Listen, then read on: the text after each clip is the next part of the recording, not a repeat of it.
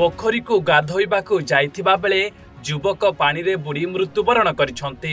मयूरभंज जिला खुंटा थाना अधीन रानीबंध नुआसाही ग्राम पोखरी रे घटी जाइछि एभली घटना। मृत युवकर नाम कान्हू पात्र बोली जना पड़िछि। गत 3 वर्ष तले मां आर पारी को चली जाइथिले, एबे पुओ भी आर पारी को चली जाइछंती। सूचना मुताबक गाँ पोखरी को प्रत्येक दिन गाधोइबाकू आसंती कान्हू। सेहीपरि एबे मध्य कान्हू पोखरी को गाधोइबाकू आसिथिले, हेले असावधानता कारणरू कान्हू पात्र पानी रे बुड़ी जाइथिले।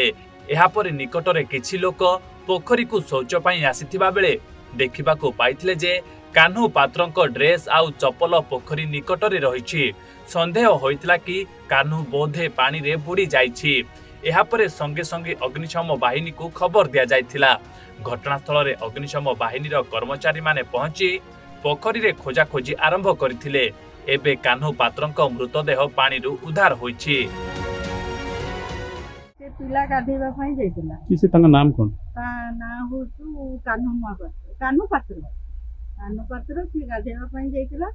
से प्राय 12टा पाखापाखि गाधेते जाइतिला। से गाधौतुला लोक देखिथिले, किंतु से गाधेबा 10-20 मिनिट पर से बुढ़ा बुढ़ी माने करतुला। आउ तापरे आमे तो कि देखते पाइलेन जेते बेले गाँ लोक सेठी डाळ काटुथिले छेଳି पई। आ से माने जेते बेले पचारले जे कान्हू गाधुतुला खड़े गला, ता चप्पल को देखले। आउ चप्पल आउ ड्रेस रो ताको जे जानले कान्हू बोधे बुड़ी जाइछि बोली से माने अनुमान कले। अनुमान करिकिरी डोका डुकी किरी सेठी खुजा खुजी कले।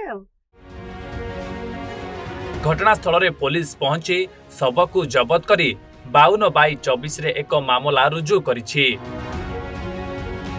मयूरभंज उदलारू राजीव कुमार बेहरा रिपोर्ट, ओडिशा भास्कर।